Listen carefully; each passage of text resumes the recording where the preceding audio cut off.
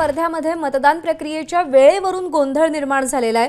वर्ध्यामध्ये वेळेत मतदानाला सुरुवात न झाल्याने मतदारांमध्ये नाराजी आहे। तब्बल अर्ध्या तासाचा फरक पडल्याने मतदार ताटकळत राहिलेत। प्रशासनाकडून विविध माध्यमातून 7 वाजताची वेळ दिली जात होती, सांगितली जात होती। 7 वाजता मतदान प्रक्रिया सुरू न होता 7:30 वाजता सुरू झाली। वर्ध्यातल्या सगळ्याच मतदान केंद्रावरती हा प्रकार घडल्याचं कळतंय। आमच्या प्रतिनिधींनी या संदर्भातला आढावा घेतलाय, पाहूया। वर्ध्यामध्ये थंडीचा जो कडाका आहे मोठ्या प्रमाणात आहे। तब्बल वर्धा जिल्ह्याचं जर तापमान पाहिलं तर 17 अंश सेल्सिअस वरती आहे आणि अशामध्ये नागरिक मतदानाचा हक्क बजावण्याकरता घराच्या बाहेर पडतात आहे। मतदान करून आलेलं एक दाम्पत्य आपल्या सोबत आहे, आपण त्यांना विचारूया कशा पद्धतीनं मतदानाचा हक्क बजावण्याकरता आज तुम्ही बाहेर पडलात ताई। काय कशा पद्धतीनं एकूणच हे मतदान जे आहे, मतदान प्रक्रिया आहे त्याच्यासाठी आपण सजग आहात, काय सांगाल? आता जो आपल्या वार्डाचं व्यवस्थित सगळं कार्य करेल त्यांना आम्ही मत दिलं।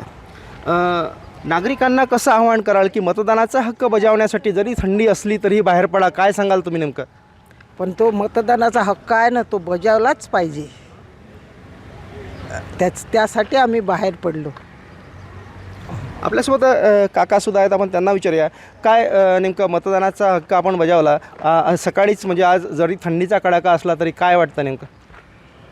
सर, लक्षात घ्या, आपल्या राज्यघटनेने जो प्रत्येक नागरिकाला अधिकार दिला आहे त्या अधिकाराचं प्रत्येक नागरिकांनी हे पालन केलंच पाहिजे। थंडी असो, ऊन असो, वारा असो, पाऊस असो, मतदानाचा हा हक्क आहे, हा हक्क आम्ही बजावला।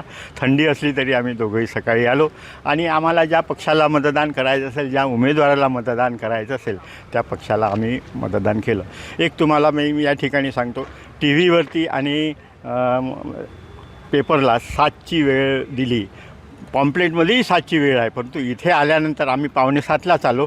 परंतु या खोलीत जा, त्या खोलीत जा, हे आवर्जून तुम्हाला या प्रसंगी मला सांगावंसं वाटतं। एबीपी माझा, उघडा डोळे बघा नीट।